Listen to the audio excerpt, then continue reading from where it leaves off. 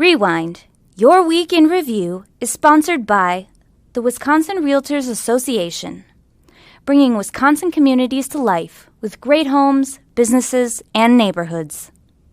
The Wisconsin Realtors Association, the voice of real estate. I believe united we stand, and we have common ground to find, and we're going to find it. We're not going to be sitting here. I'm Steve Walters. I'm Patrick Marley. And this is Rewind with some special editions. Patrick Marley sitting in of the Patrick Marley, the Journal Sentinel, sitting in for the vacationing J.R. Ross. And I'm going to thank Transportation Secretary Craig Thompson for coming in for a part of the show. Craig, thanks very much. Thanks for having me. Well, I looked it up from the Fiscal Bureau.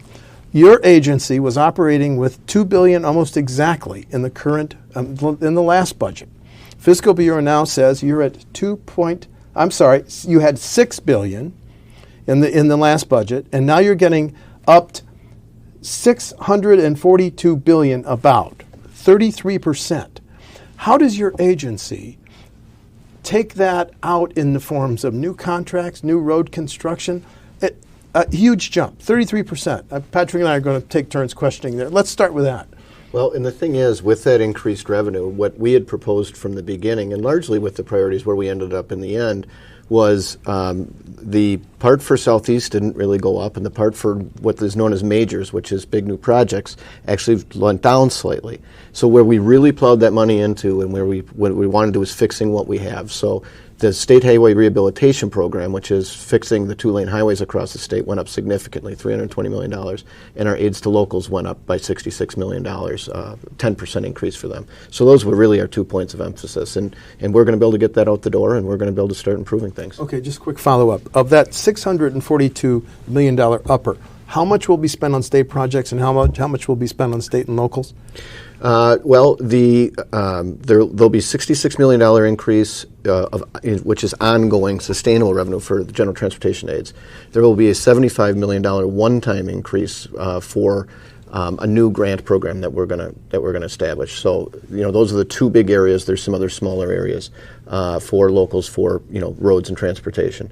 And for on the state side, there's that $320 million increase for the majors, and then we had a little over $100 million in there of new revenue to complete the zoo interchange. One of the big differences between Republicans in the legislature and you and the governor were how to get this new money. You wanted a gas tax increase of about a dime over 2 years. They did it through registration fees and mostly when you sell your car, those fees. What do you see as the status of the new ongoing revenue? Is it enough to sustain the state for a long period of time, or in 2 years when we do the next budget, are we going to have to talk about revenue increase again, in your opinion?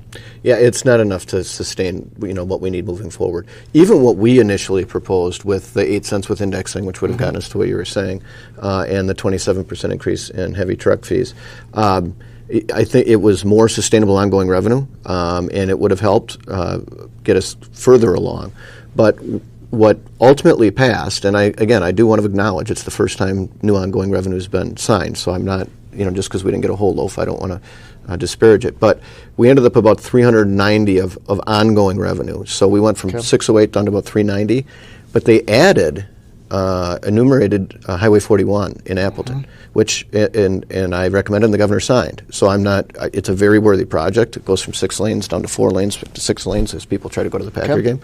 It's important, but that's going to be a $1 billion plus project. So they reduced the ongoing revenue and added another $1 billion plus project that's going to be in the pipeline. So yes, we're going to have to come back again and look at this. And when you do that, do you think your focus again will be on the gas tax because you get out-of-state drivers and it's, in your view, a better source of revenue, or are you going to look to fees again or some other way of getting that money? We're going to continue to look at whether there could be, and whether we have a formal study or not, whether some forms of tolling, whether it's on some bridges or things, could help play a part. But under any scenario, I think the gas tax for the foreseeable future is still the fairest way to raise the money. It's in place. There's less than a 1% administrative cost of collecting it, and we get our out-of-state people that come in to golf in our golf courses and fish in our lakes and go to sporting events. They help they help pay for that. So we thought is the fairest way. I go around the state. I tend to think that's what most people I hear think it's the fairest way too, because out-of-state people would help pay. So that I think will be part of the mix, but we're not walling off any options right now. If your agency is going to continue to look at tolling, and are you also going to look at the mileage-based fee, the voluntary? Well, my question is, why did the governor veto those two provisions if your agency is going to continue to consider those and score those? Well, there was $2.5 million in there to conduct the study. There have been some studies done. So governor's office has been talking to us about, if there's things we still want to look at, and we're still having those conversations. As it pertains to mileage-based fees, on a national level, I think this is absolutely a conversation we need to have for the long term, because we are going to get to the point that we have more of a critical mass of electric cars, or cars that even if they have gas, getting much better gas mileage, of hybrids. But I think the best place to implement that would be nationwide and to replace the federal gas tax. It gets very hard to do it state by state. Portland has been the entity that's been piloting it for 8 years now.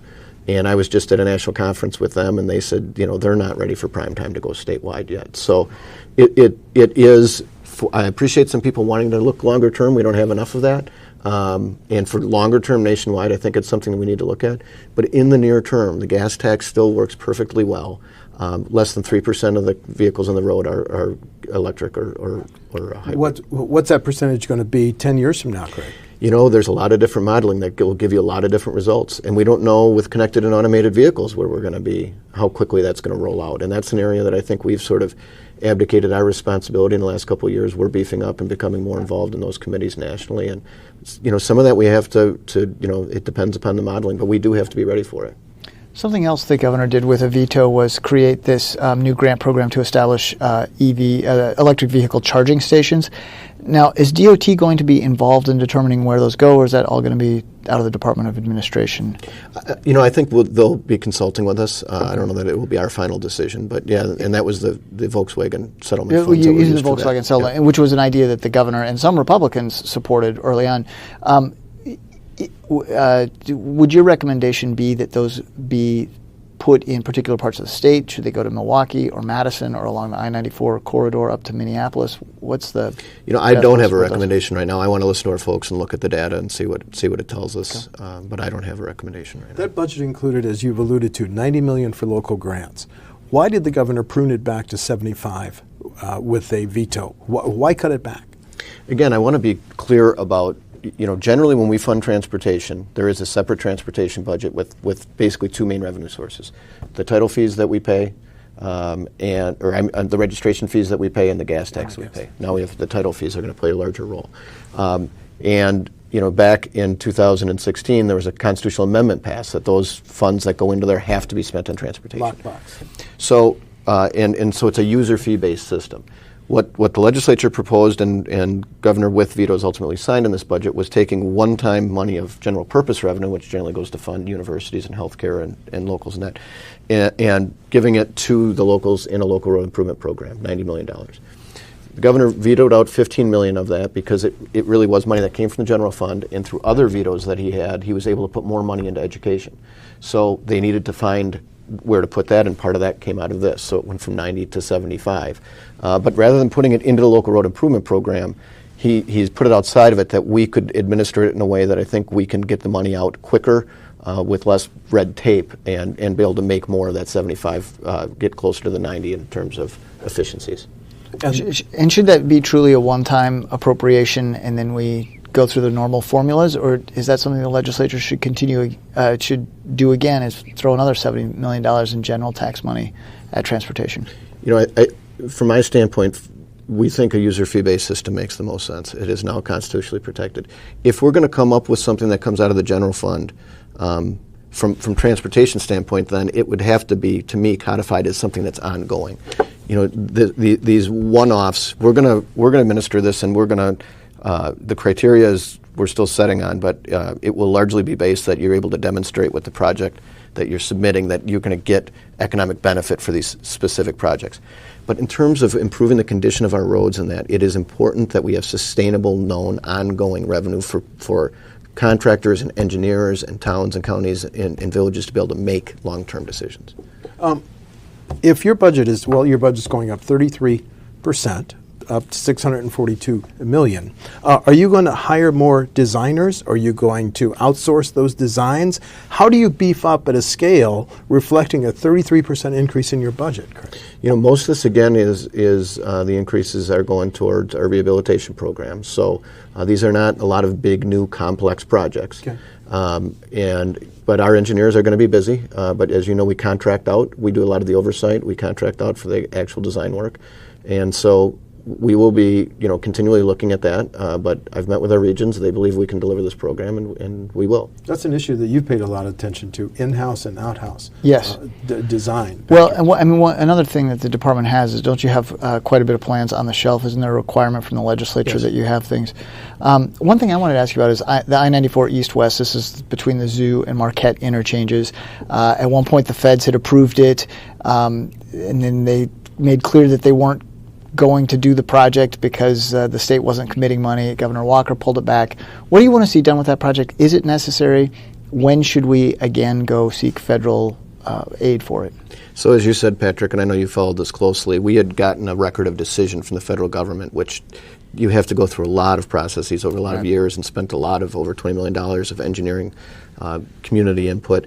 And then we asked for the federal government to rescind that record of decision, which was, I think, almost unprecedented in the nation. So there was some money in this budget that we could look at beginning to do some engineering work again. We've had some preliminary conversations with Federal Highway Administration, whether we got to start at ground zero or whether we can pick up at least part of the way from where we were. We're continuing to have those conversations.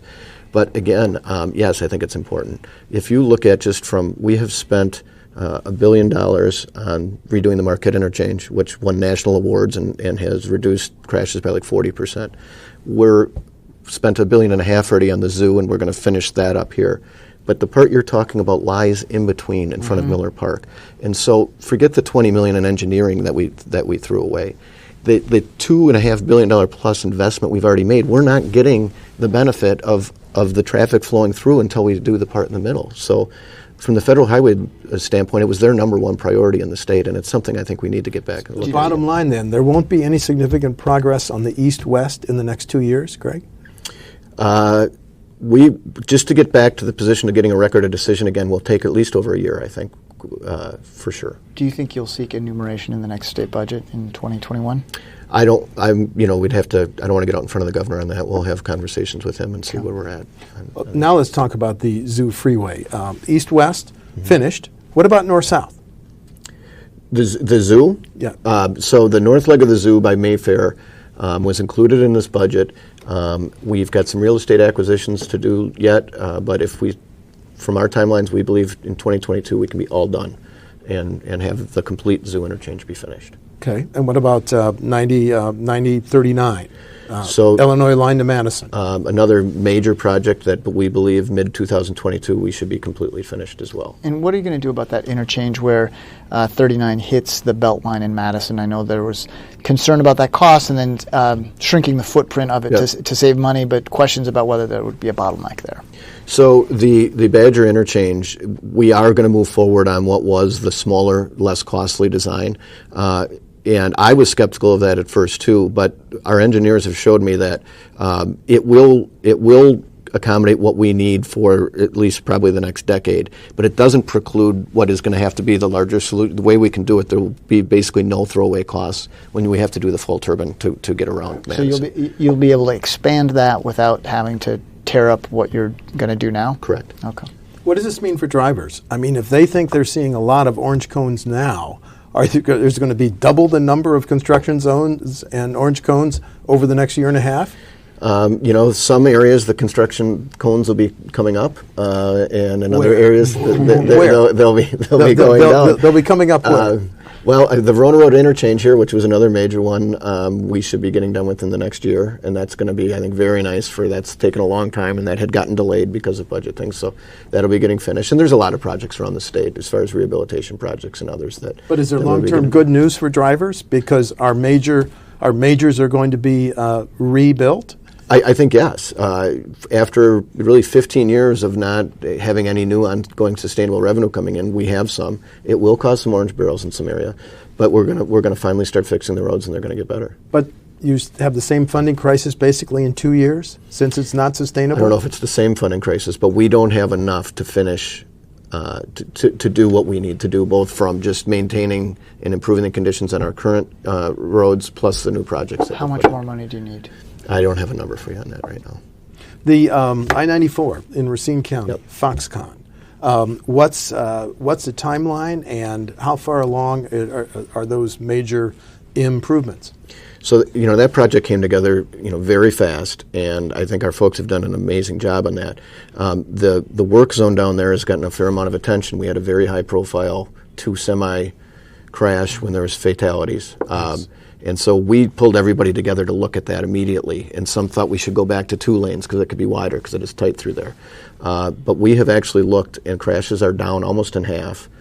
Injury crashes, side crashes, by where we have it as 3 lanes. So what we have done is increased law enforcement, we've increased the markings, but people need to slow down through that section. But with that being said, by late fall, we should be open 4 lanes each way. It should feel, it should feel like it's pretty close to being done, and by June of next year it will be completely Quick done. follow-up. We've got about a minute and a half left, Patrick. Do you see driverless vehicles taking Foxconn workers back and forth? I wouldn't rule it out at some point in time. I don't know that we're going to be there in the next couple of years, but it's something we want to keep open to, and whether it's there or other areas with CAV, we want to be looking at what the possibilities are. Sure. Let's talk about the Milwaukee streetcar for a minute. Republicans were talking about maybe doing a veto override because they're concerned about this one-time money that some of it could flow to the Milwaukee streetcar. Is that a possibility still? No, I've talked with the city. They are not going to apply for the funds out of this project, and the governor wanted to provide even more clarity. He said that we just will not be providing any funding out of that pot of money for the Milwaukee streetcar. Have you ridden the hop yet? I have not yet. Do you think it should be extended before the Democratic National Convention? I'll leave that up to the city and the plans they have to have. We are involved at the department on some of the planning for the DNC, which is going to be a major undertaking, but something like that I'll leave up to the city. Okay, now let's look into the next biennium. So you finished the north-south leg on the Zoo Freeway. Is the east-west, and now how to come up with $1 billion to expand 41, the next major set of long-term funding issues, Craig? Those are going to be definitely on the table. The other thing that I'm proposing that we do is the Transportation Projects Commission, which is the body that's chaired by the governor and legislative members as well as some public members, hasn't even met since 2013. We will be meeting. I'm hoping it will be by the end of this year. And then I've talked with Senator Coles and others who I think they want to do some reform on this. I think we should be meeting twice a year, whether we have projects to move forward or not, or whether there's the funding or not. I think that communication is what, between the legislature and the DOT, is absolutely important so they can see where the costs of projects are, if they are changing. That's been a complaint in the past, and where our revenue is versus where the needs are. You mentioned a couple of big projects, but what about I-43 north of Milwaukee? Isn't that just getting off the ground? Is 894 in Milwaukee going to have to be rebuilt at some point? Give us a picture of, in the next 5 years, what are the very large projects that might be coming on board? So I-43 was enumerated in this budget, so that is another project. But there's no real money for it yet. Well, again, in the majors program, there were some that have been rolling off, so that opens up some. So, we believed when we initially proposed that budget, and we were proposing to enumerate I-43, that the funding basically would be there for that. But other things have been added. We do need to look at east-west. So I think those are all the things that we're going to need to be bringing to the Transportation Projects Commission, and then ultimately, the legislature. Let's wrap it up this way, Craig. So a major step forward in the additional $600 million in new revenues. But there are long-term questions out there. But first of all, you're giving thanks for the new money, the new revenues. But it sounds like there's a but out there for the next biennial budget.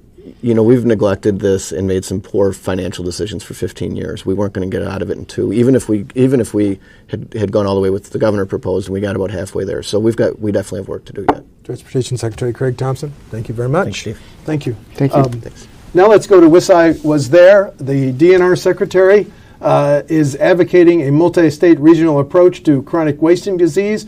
$10 million is urged for spinal cord injury research. Frightening testimony from the Polk County Sheriff.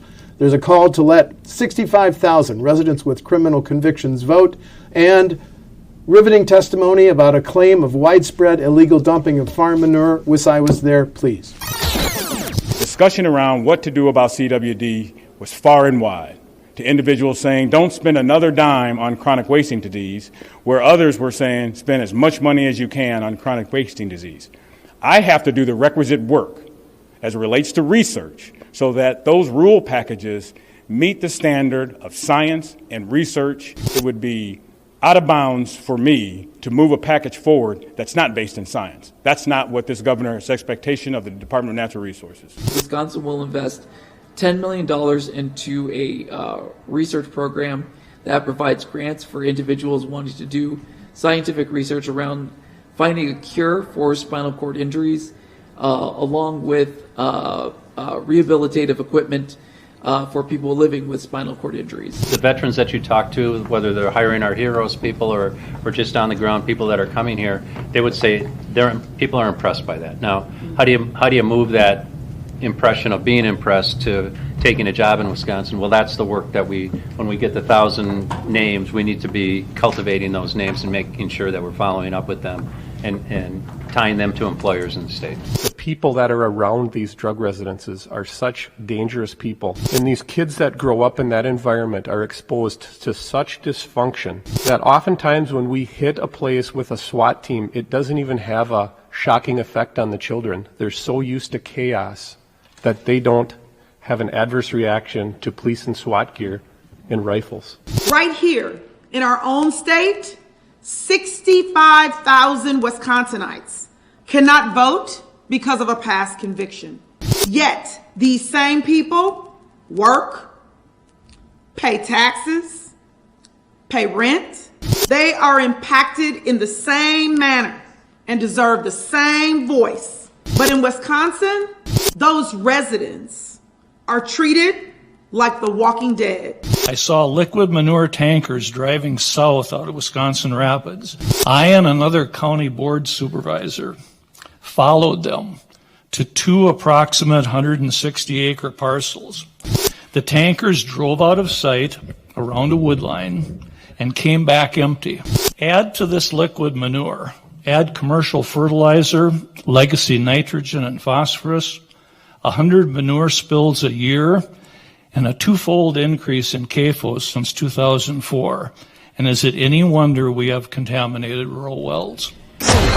Patrick, we've got about 10 minutes to cover three subjects. Okay. There's been a lot of talk about vetoes.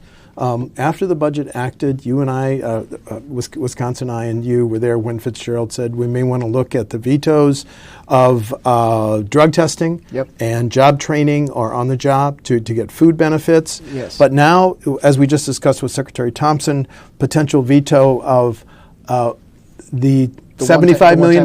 Right. So you said that you get an extra $15 million for local transportation projects, and put in law provision that would make sure that money only went to roads, couldn't go to the streetcar, though the governor, as we just heard, has ruled that possibility out anyway. Do you think we're looking at some serious attempts to veto override? I mean, why?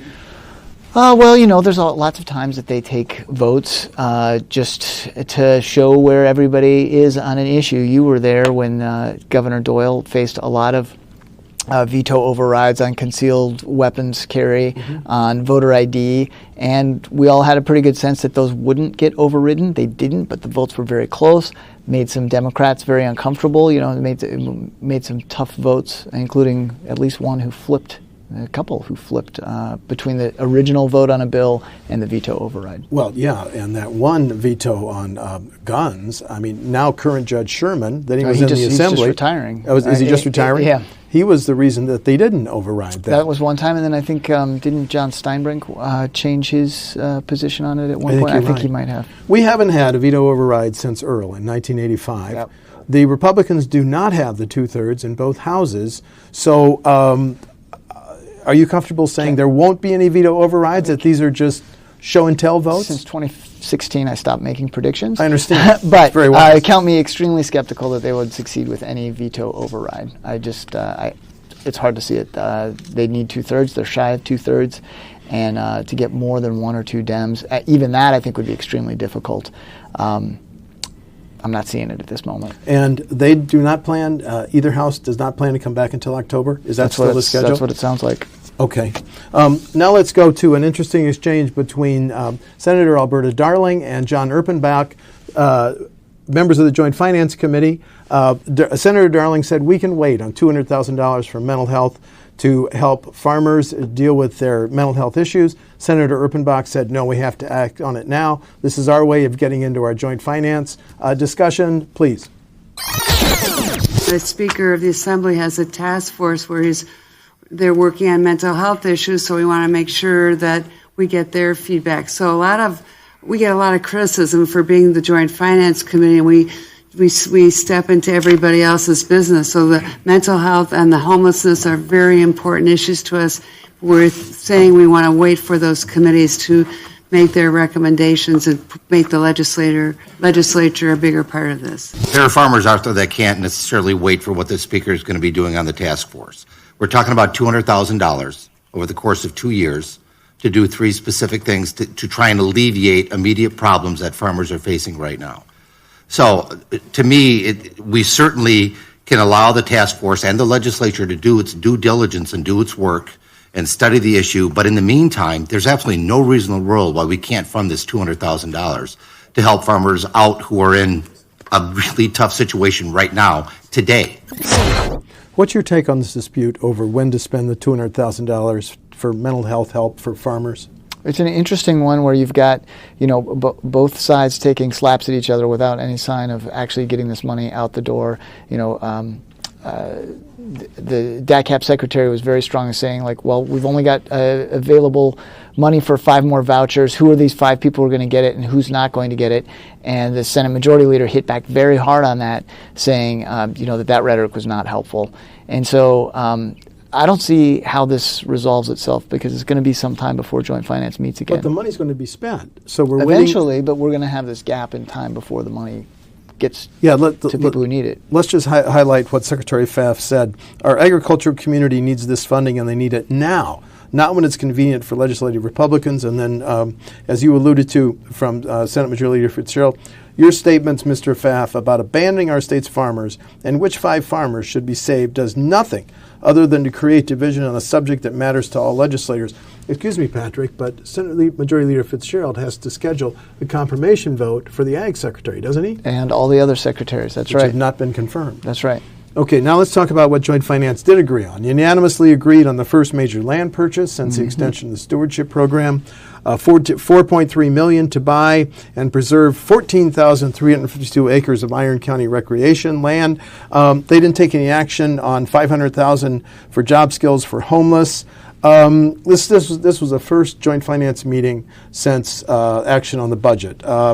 You see anything that concerns you long term? Well, I mean, I think it's the new dynamic, right? For years we had Governor Walker, Republican lawmakers, and largely deferential. I mean, sometimes showing some resistance to some of his plans or questioning his plans, but they were mostly in line with what he wanted to do. Now you've got a Democratic governor, and there's a lot more scrutiny. Things are moving a lot more slowly. There are a lot more questions, a lot more demands for information. Okay, we got about a minute and a half. Representative Dave Murphy's bill would tie future UW resident undergrad tuition to inflation when and if the 8-year freeze is lifted. Yep. Are you detecting a growing support to end the freeze? Well, it's interesting because this was an idea of Governor Walker's. It started out, it was something Republicans were on board with, Democrats didn't like. Tony Evers surprised people, I think, in the run for governor in saying that he wanted to continue the freeze. Now, he wanted more state tax money to sort of cover the inflationary increases.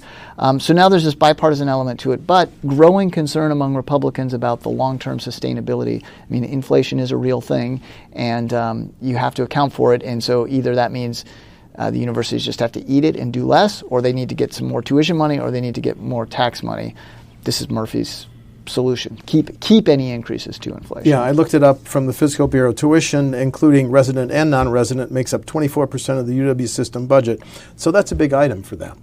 It really is. Oh, yeah. Yeah. Do you think Murphy wants to move this bill in the fall session? I would guess so. I mean, I think the question is the full Assembly on board with it? And more importantly, is the Senate going to be on board with it?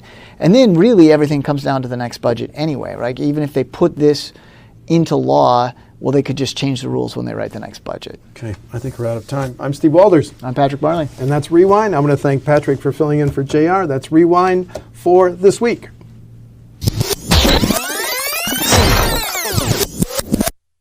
Rewind, Your Week in Review, is sponsored by the Wisconsin Realtors Association, bringing Wisconsin communities to life with great homes, businesses, and neighborhoods. The Wisconsin Realtors Association, the voice of real estate.